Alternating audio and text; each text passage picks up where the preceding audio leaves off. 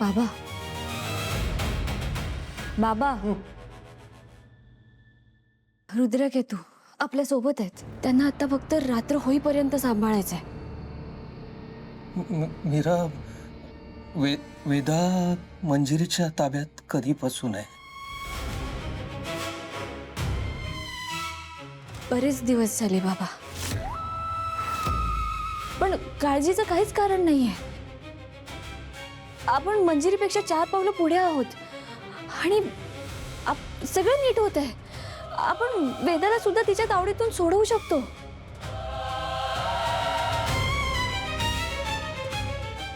बाबा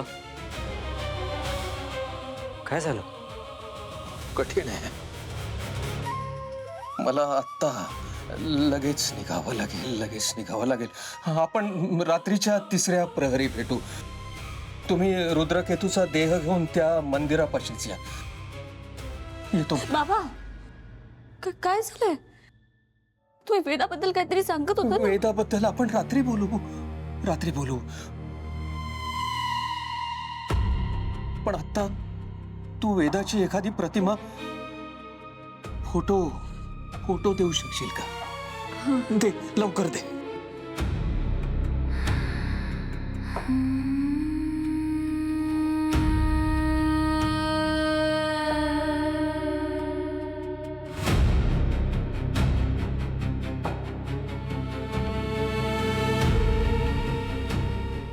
बाबा फोटो.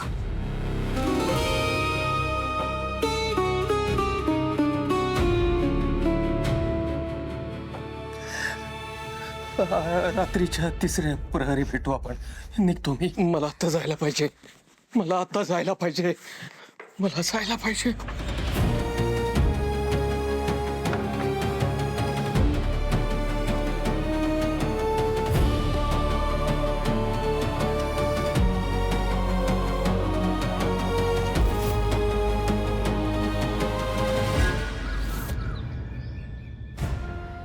मीरा, आपण विचार करतोय ना, हे प्रकरण त्याही पेक्षा खूप गंभीर आहे अगं.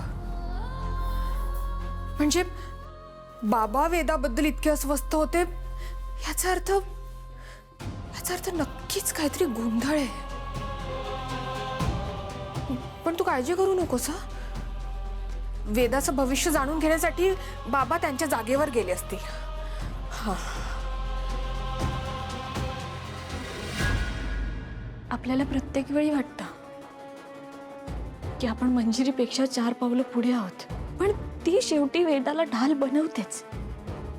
काही केल्या त्या चेटकिणीच्या हातून आपण वेदाला सोडवूच शकत नाही आहोत. हे बघ, आपण रात्रीच्या 3ऱ्या प्रहराची वाट बघूया. तेव्हा काहीतरी मार्ग नक्की सापडेल.